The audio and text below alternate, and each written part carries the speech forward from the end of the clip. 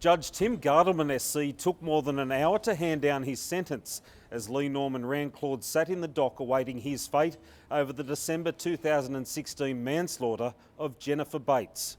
The court heard Randclawd took methamphetamine the morning of the incident before jumping behind the wheel and driving erratically through Carrington. His ute struck 36-year-old Ms Bates, who was on her scooter at the Hannell Street roundabout.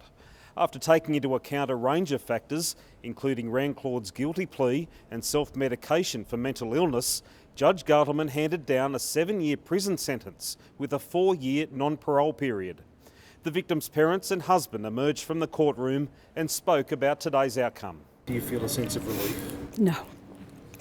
In fact, I feel as if my grief is now about to start. It's not a case of instant closure with something like this. As Catherine said, we have to live with it for the rest of our lives. It's most important to us that Jennifer is remembered for how she lived, not how she died. She had nothing to do with how she died, but everything to do with how she lived. Randclawd will be able to apply for parole in August 2022.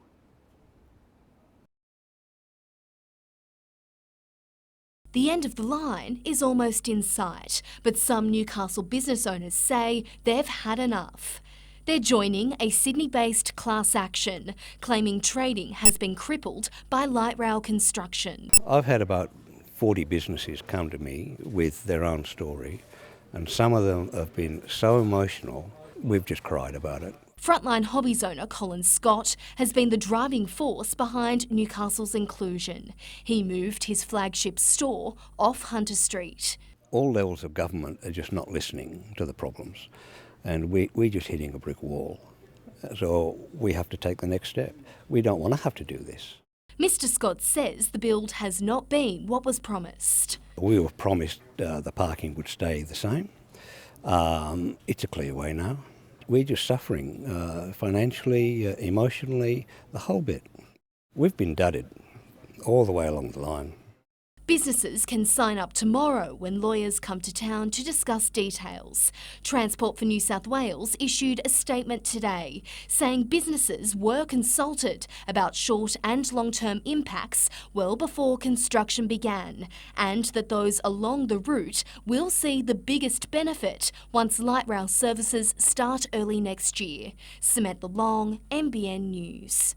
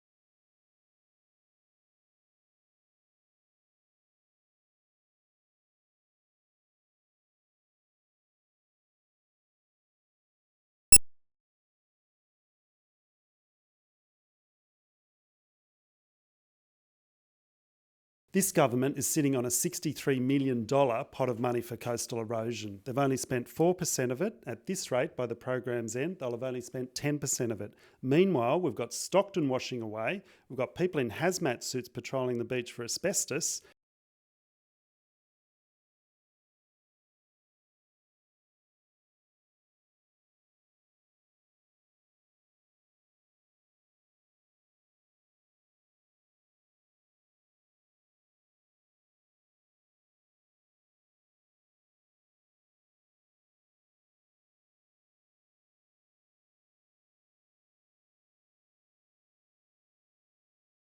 It's about educating the general public to be safe around these trucks on the roads.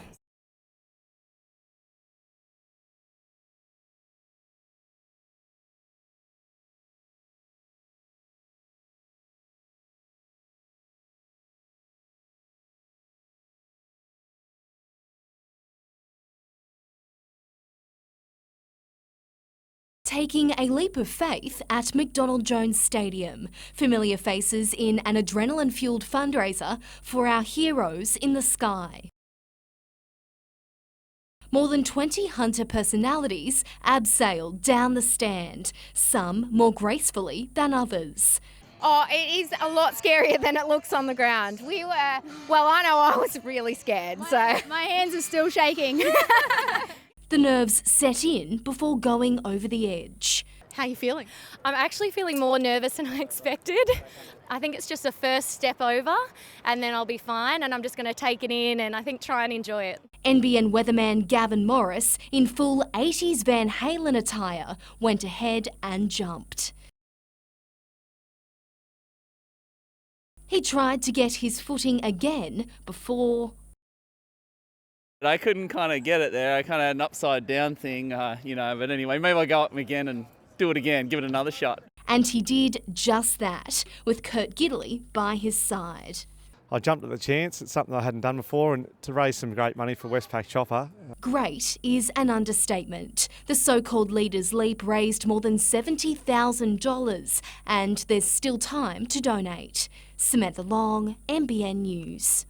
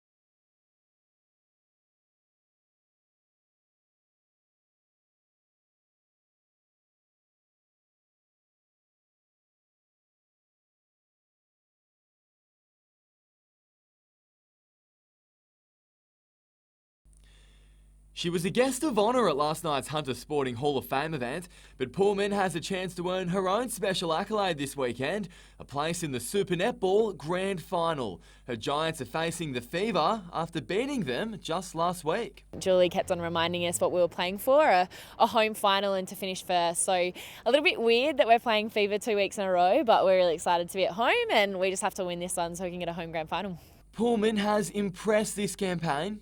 I guess my own worst critic. I actually didn't think I was performing as well as last year, and then talking to Julie, she was the opposite to me. So I guess you expect a lot more from yourself, and I just want us to do well in finals. And she's staying grounded amid speculation that she could break through to the Australian Diamond side. At the end of the day, that's up to the selectors, and if they want to pick me, I'd absolutely love it, but I can't, I guess, control what they decide, and all I can put out is the best form I can. You can watch tomorrow's semi-final showdown live and free on the 9 network.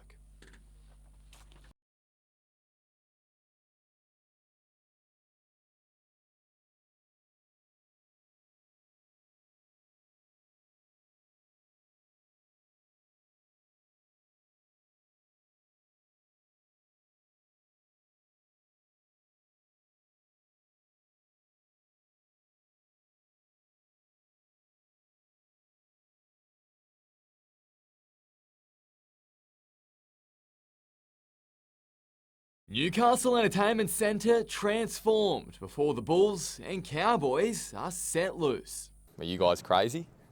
Oh, we get told that a fair bit, but I think other sports are crazy too. A lot of thrills and spills and good action.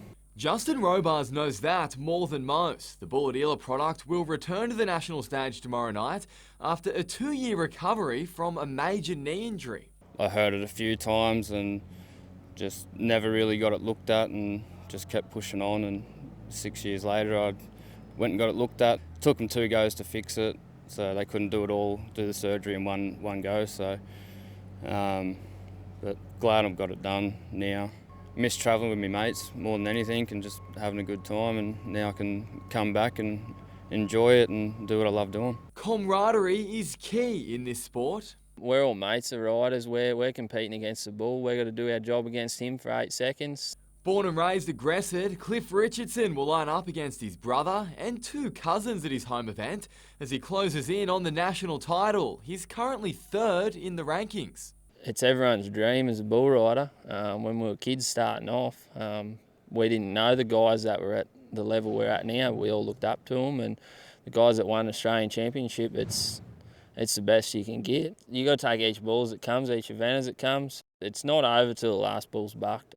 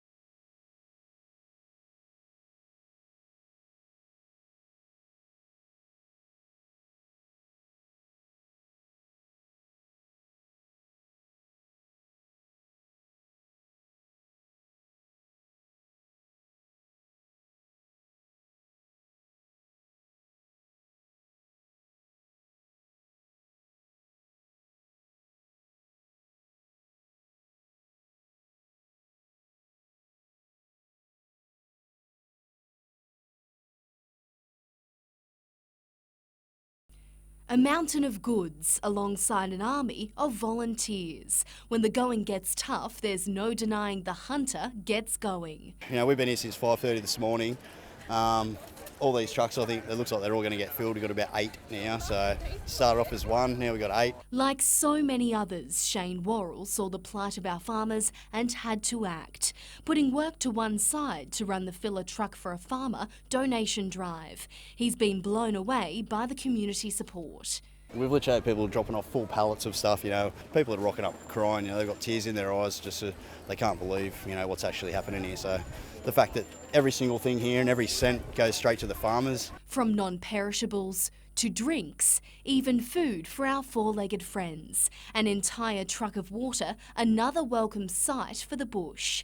Last-minute volunteers and boxes were needed just to meet demand. It's a drop in the ocean, really, what we're going to help, but hopefully we can help a few people out. The goods will be taken to Coonabarabran next week before heading further west. And with 100% of the state now officially in drought, the donation drives will no doubt continue. Samantha Long, NBN News.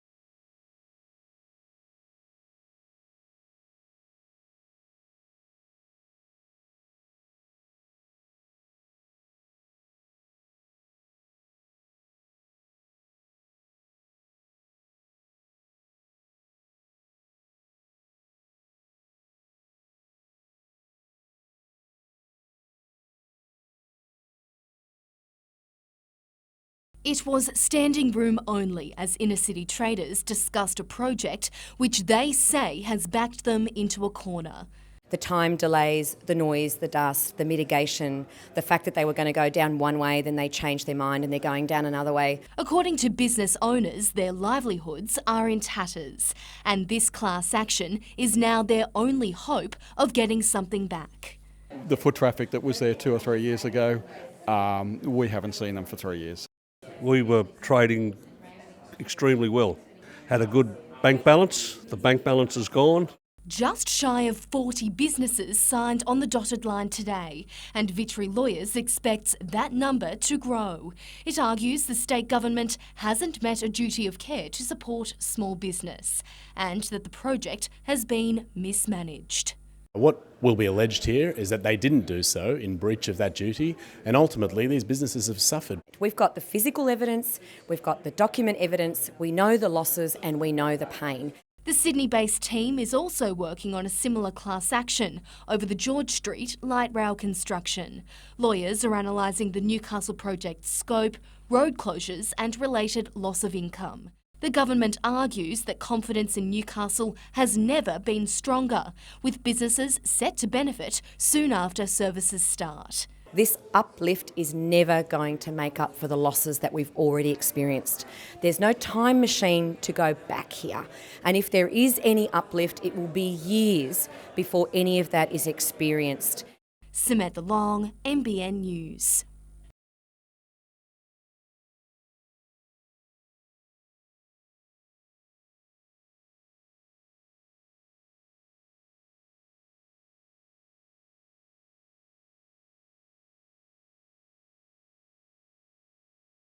It's really having the knowledge to get on and take on something and succeed. Many of the people here in this room have contributed to whatever I happen to have done along the journey.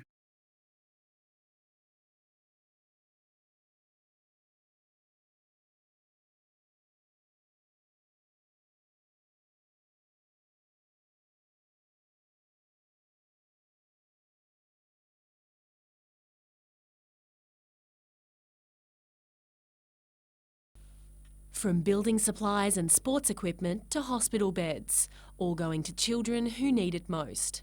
3 shipping containers worth of goods are bound for Tonga. The man behind it, Sione Finafawaki, wants to make a difference for those in his homeland. Went there last year, my first time. I always want to go back and see what they're up to and see what they need for help. And I think that's what really touched my heart. Just seeing those kids there, that's me on that age, without even knowing any different, but I seen both sides of it and I want to help. Show them that actually someone that actually care about them and have a better life in the future. More than 200 businesses and volunteers have gotten behind the initiative, called Sione's Academy. Among them, doctors, teachers, sports coaches and builders.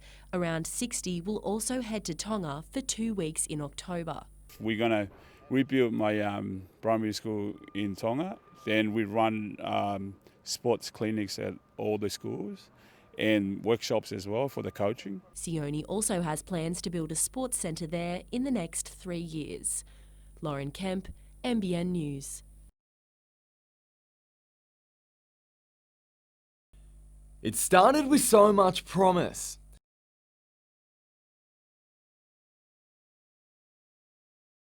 Then reality set in. The Warriors were simply a class above. We got choked out of it a little bit, probably got strangled, and a lot of our energy got used up just hanging in the contest. Early errors hurt, even more so the missed opportunities.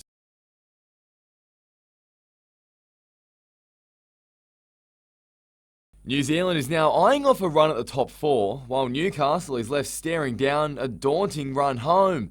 The Panthers, Sharks, then Dragons. We're playing 3 top 8 sides and 3 sides that, as I said, like the Warriors, would be fancy themselves with a shot of playing in a grand final if they get it right. As I said, we'd love to put one of the sides that's looking to make the top 4, not be able to make the top 4 because we were good enough to beat them. Playing only for pride, the Knights are ruining what might have been.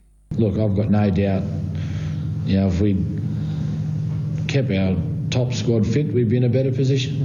We lost Junior for half a year, we lost Slade Griffin for nearly half a year, and Connor Watson's coming up to missing a third of the year, and that's our 9, 7 and 6, and they're all new at the clubs. Now we're going to be a better footy team again next year, and that's what the rebuild's about.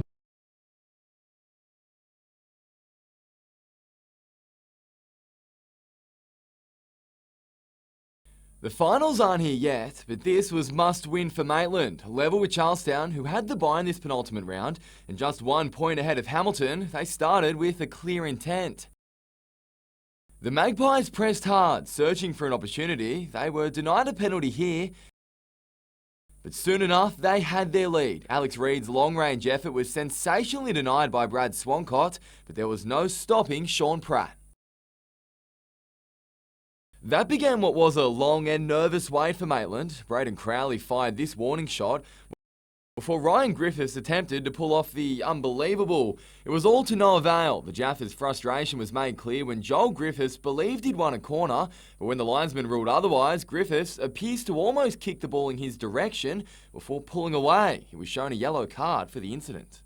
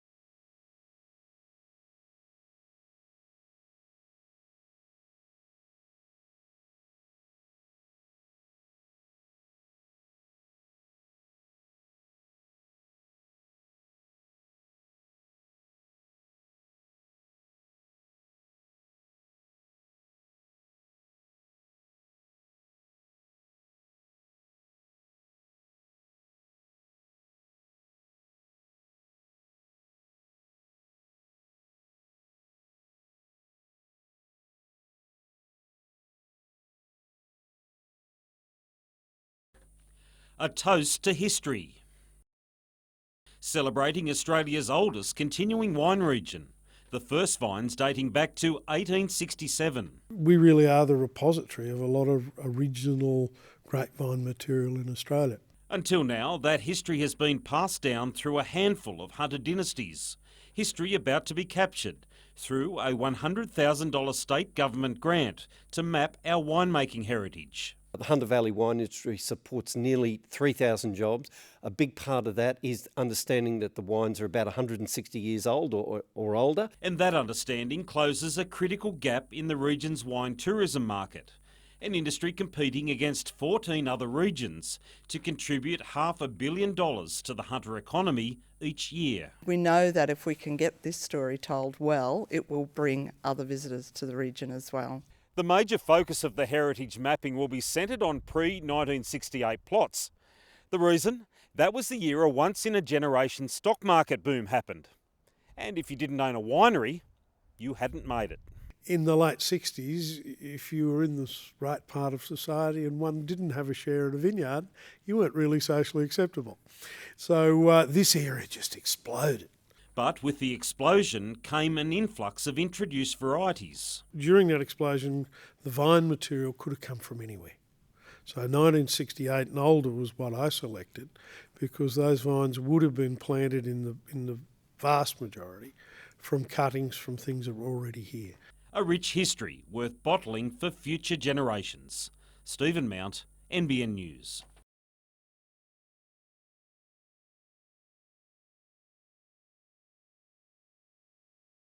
Crates upon crates showing farmers we care. The vast majority of Newcastle have been absolutely outstanding. It's just been an incredible journey.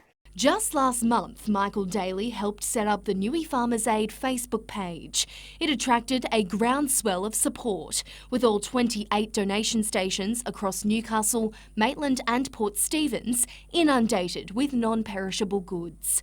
To date, he's filled 828 milk crates, trying to make a small but worthwhile difference. These farmers are very, very good business people. They choose to be farmers. They didn't choose this drought. Reaching out to mates, now the Mark Hughes Foundation has donated 2,000 beanies for the next delivery. We need passion. We need people that really care about our mates. These guys up here on the other side of these mountains are our mates. We need awareness, and I'm not going to stop until we get awareness. And I'm not going to stop until we get what the farmers deserve. Samantha Long, NBN News.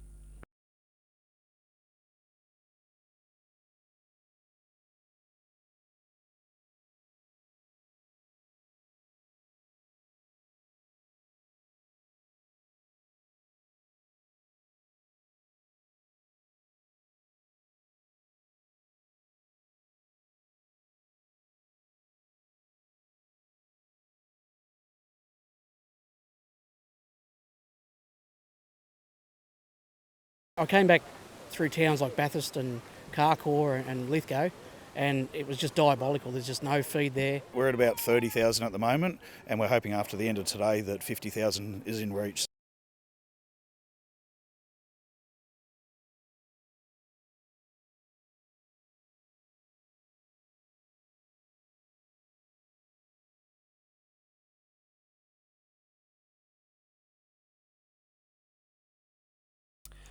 Enjoying a Sunday morning snooze when we arrived, the sisters needed some prompting to venture outside. They're too adorable.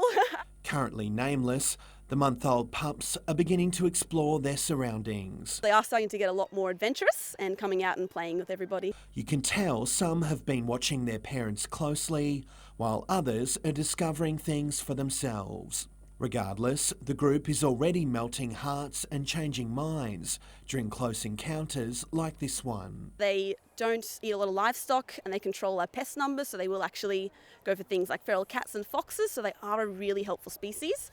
And it is just unfortunate that they do look similar to feral dogs and have got a bad reputation. All the people we've had come through so far, they always say, oh, I've always been really shy of dingoes, I've heard they're terrible creatures, and we completely changed their mind, which is great. Parents Gilly and Hunter are from the Australian Dingo Foundation Sanctuary. Their pups will eventually move there in order to preserve the species. These guys will only stay with us for about 12 weeks or so, and then they're off to their new homes. It's going to be very hard to say goodbye. I do wish we could keep them forever, and I wish they would stay puppy-sized forever. Sam Burbury, NBN News.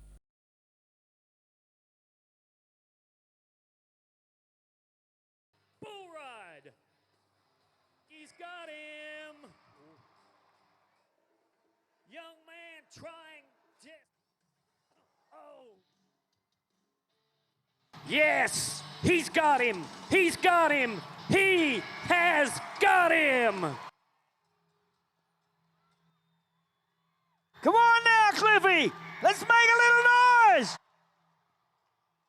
We'd like to thank you so much, Newcastle, for joining us here on this very special Saturday night for the Professional Bull Riders Great Northern Newcastle Invitational, part of the Monster Energy Tour. If you're heading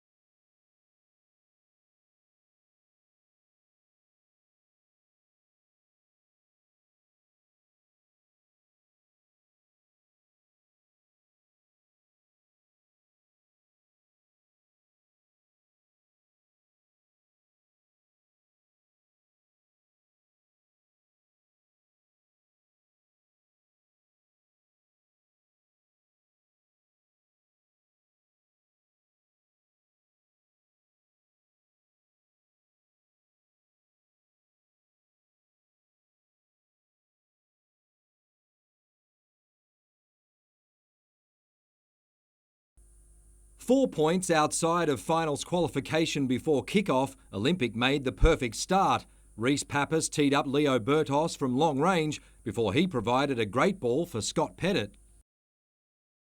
Reece Cooper copped a yellow for this tackle on Matt Hoole. A Bertos free kick found its way through to Magic defender Justin Broadley, who knocked the ball into his own net. The referee's assistant confirmed the goal, making it 2-0. The home side had a handful of chances to get back into the game. Cale Bradbury was blocked by Tyler Warren and Hoole couldn't find a way past the keeper. Another Bertos free kick caused more havoc, but Hamilton's attackers were ruled offside. Cody Carroll and Luke Vigili went close to opening Broadmeadow's account after the break. Jared Sutherland forced another save out of Brad McKenzie. But the keeper couldn't stop Hamilton's next effort. Jacob Bailey made it 3-0. The win puts Hamilton 1 point behind Maitland in fourth with 1 round to play.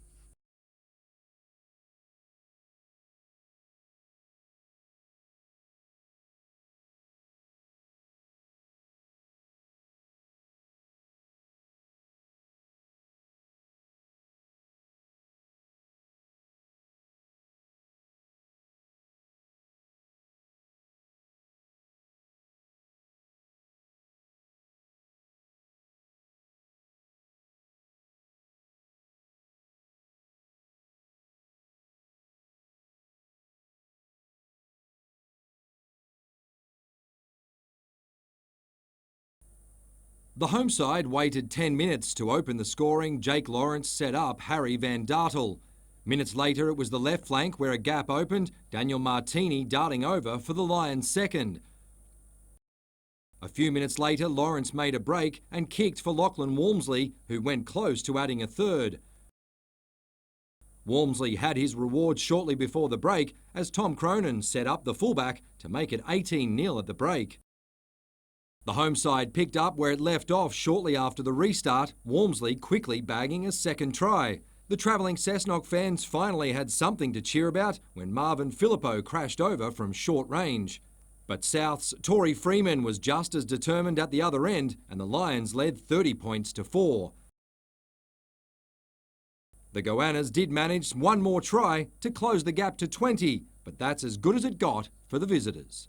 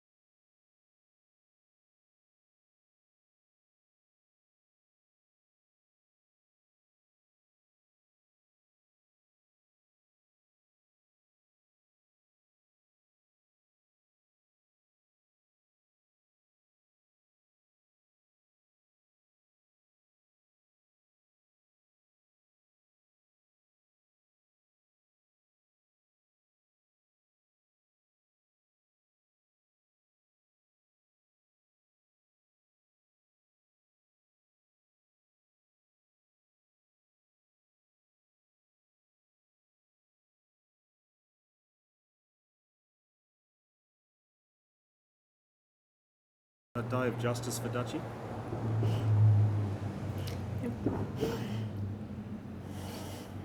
Yep, certainly. Certainly was. More than anything, a day of justice for him.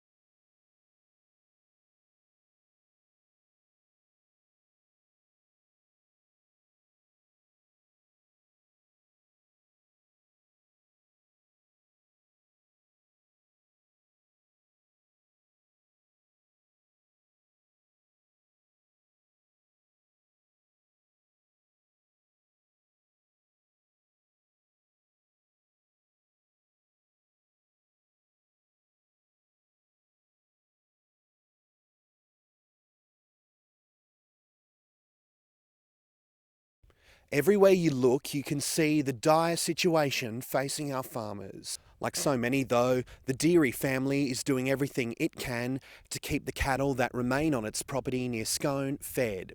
Despite receiving hay donations, they say doing so is becoming increasingly difficult. It changes every day, whether it's good or whether it's bad, it keeps changing every day, and you've got to keep making those decisions to keep moving forward. Hoping to boost morale among the community, players from the Waratahs and Brumbies held a free skills clinic at Gundy this afternoon. Although a welcome distraction, what everyone here needs is rainfall.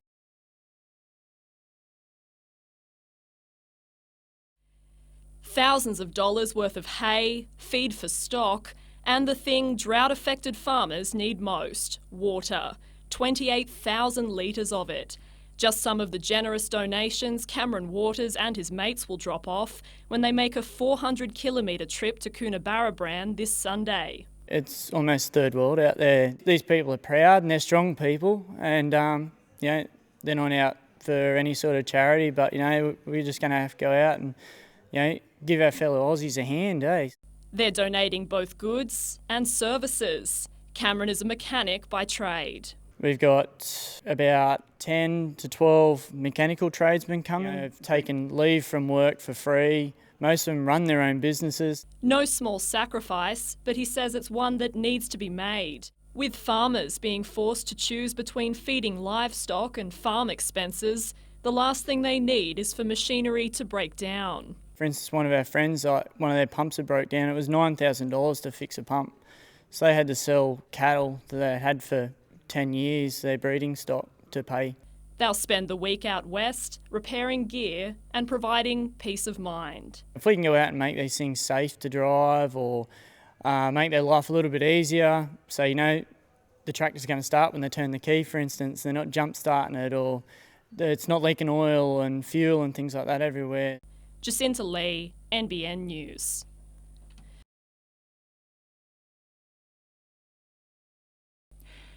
Penrith in Penrith, Cronulla in Cronulla, then the Dragons at home. It's an unenviable final 3 matches for the Knights. They've been one of the 3 best teams in the comp this year, and we want to be up against the best and we want to beat the best leading into next year. A few weeks ago, Newcastle had a shot of making the 8. Now it's fighting to avoid a 4th wooden spoon. There are 7 teams in danger of finishing last, all separated by 4 points. If the Knights don't win again, it could be game over, thanks to their atrocious for and against. We go into every game, with expectations to win the game, so if we're thinking about the wooden spoon, that's the wrong mentality to have, I think. So we'll be looking to win these last 3 games and stay well clear of it. We got a couple of blokes retiring at the end of the year that deserve to go out on a better note. For Mitch Barnett, that starts with a better performance this Saturday. Been disappointed with my form of late, so it's been very disappointed for myself personally, but look, I want to turn around this week and put a good performance in against Panthers.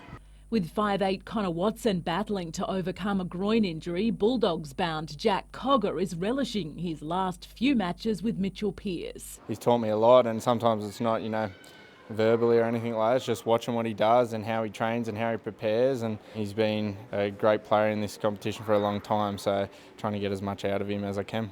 Kate Haberfield, NBN News.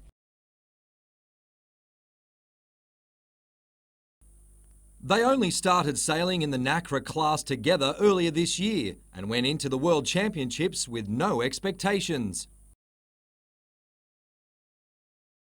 So grabbing second is a massive achievement. The Aussies finished just 1 point behind the Italian crew after the medal race was abandoned because of a lack of wind. Raced in the strongest winds we've ever sailed the boat in this week and managed to survive and excelled in the lighter winds. So got a good list of things to work on moving forward, but can't complain with second right now. There's so much that we haven't really addressed yet, and we're still off the pace in a lot of conditions, so we're pretty excited to get stuck into some more training. We're just getting started. Having helped Australia qualify for the Tokyo 2020 Olympics, the big question is, will the brother and sister duo be there to represent us? We've already had Ian Murray ask us to come to Japan in a couple of weeks from now to do the test event there, so that's a good step, and we're very happy right now. We'll enjoy the moment and make a plan from here moving forward.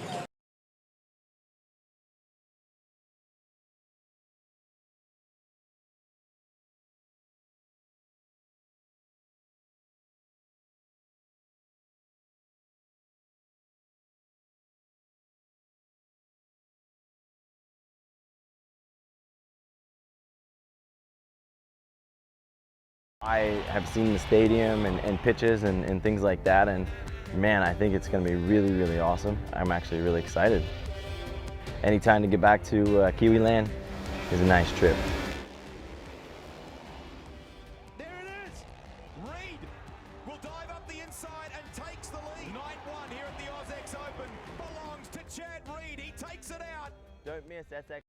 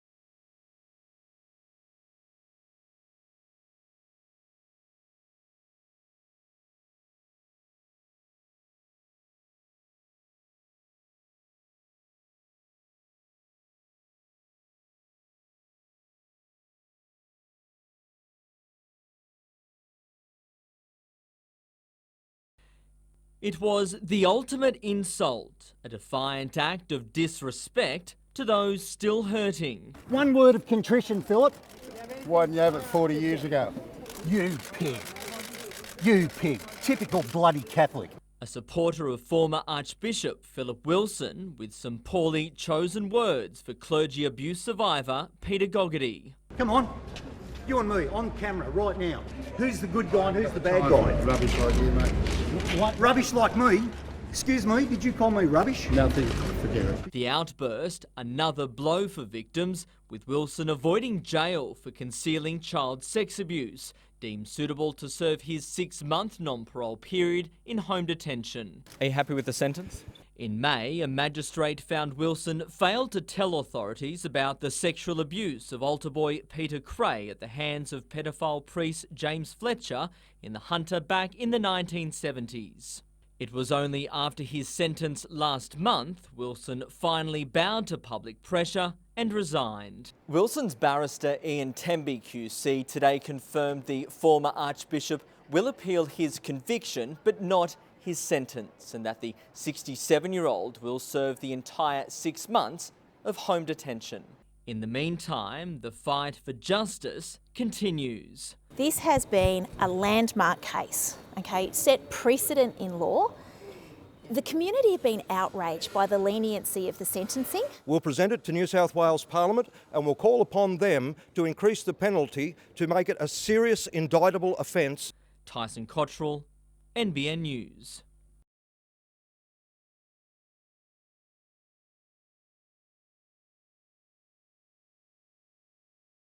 Vacant and contaminated, a long-awaited clean-up for the former Hamilton North Gasworks is on the horizon.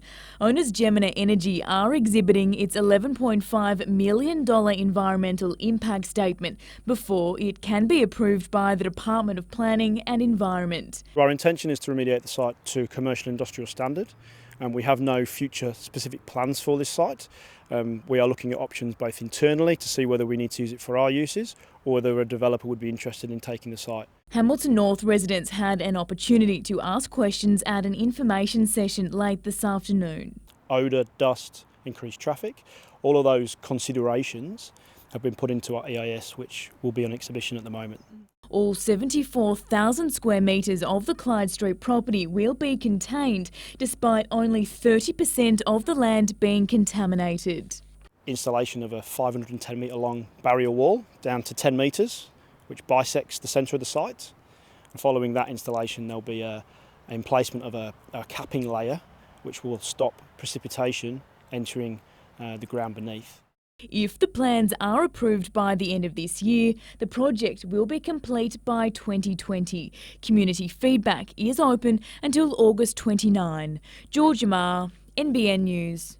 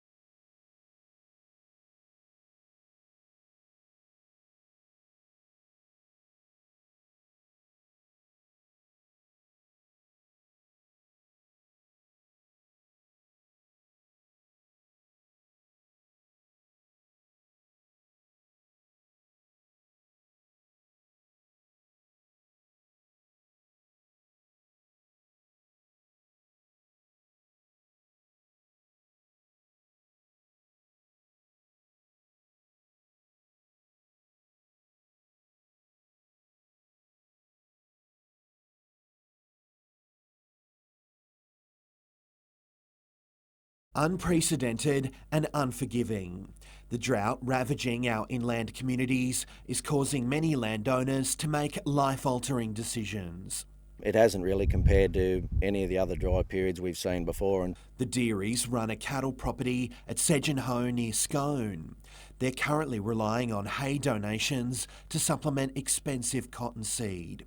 Managing the crisis while raising a family, a strain on parents Simon and Ellie. He's very good. He doesn't bring it back to us. We don't know how he's feeling a lot of the time. He's always quite chipper. Whether it's good or whether it's bad, it keeps changing every day, and you've got to keep making those decisions to keep moving forward. Feeding cattle is becoming increasingly difficult and expensive, forcing many farmers to destock, in some cases ruining plans made years earlier.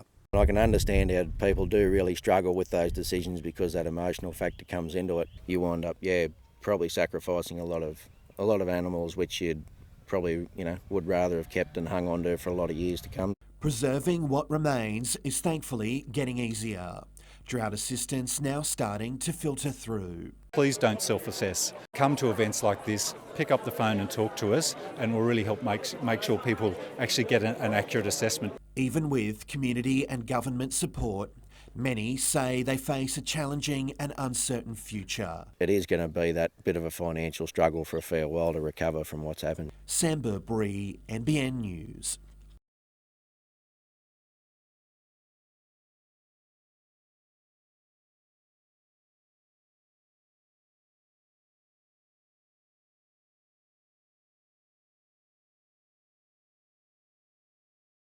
We sponsor a lot of kids in the area, and there's so many good skaters at the moment in Newcastle, and we just want to help grow that.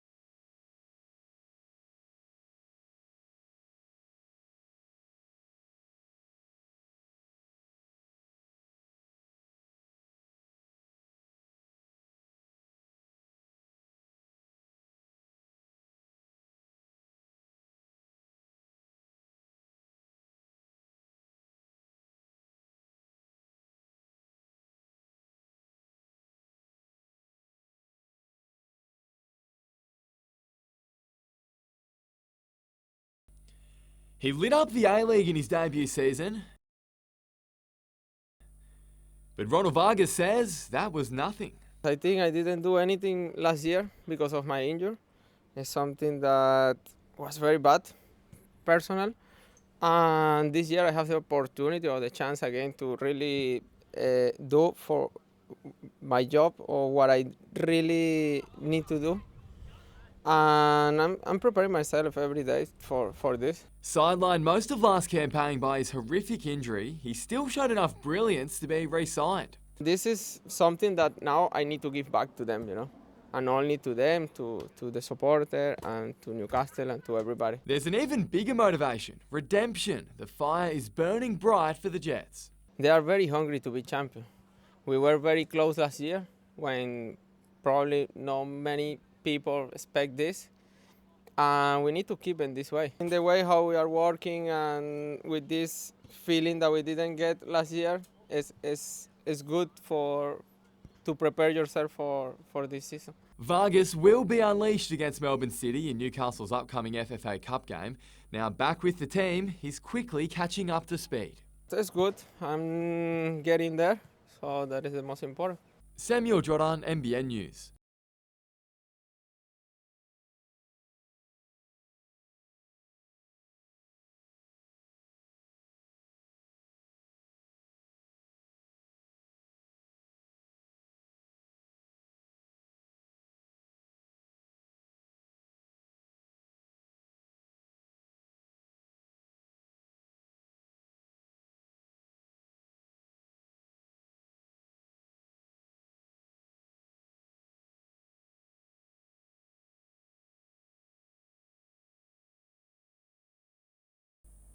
Hall was in casual mode at his favourite location today, but will the series leader's demeanour change once he arrives in Europe? You can think it puts pressure on you, but you go, where would you rather be, in the front or chasing? And it's sometimes easier to chase, but I'd rather be out the front. Round 5 takes place in the same city the Socceroos were based in for the World Cup.